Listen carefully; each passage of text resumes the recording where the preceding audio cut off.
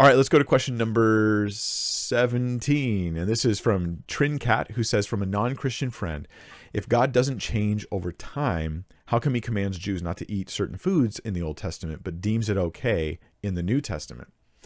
Trincat, I think that this is the kind of thing I've heard before.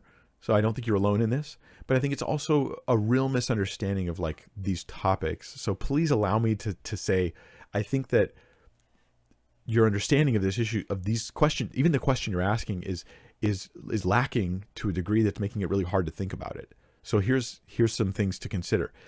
When we say God doesn't change, we mean his character doesn't change.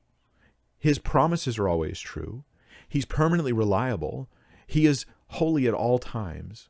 He is the same quality of God at all times, like he doesn't change.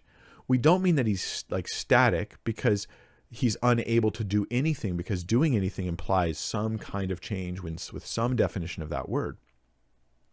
So when God tells the people in the Old Testament, hey, you can't do this, you can't do that, and then in the New Testament lifts those restrictions, what we should ask isn't if God changed. What we should ask is, what changed? Why did his instructions change?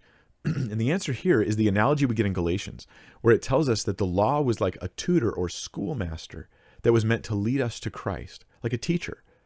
And you don't need the teacher when you get older, but you need them when you're younger.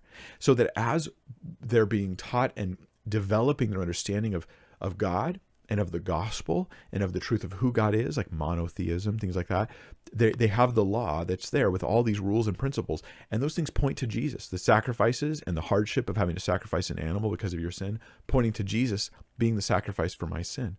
The feast days, like the Passover, they select a perfect spotless lamb.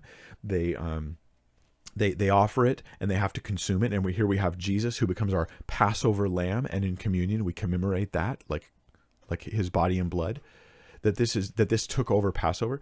So what we have here is training and then coming into the full adulthood of spiritual realities.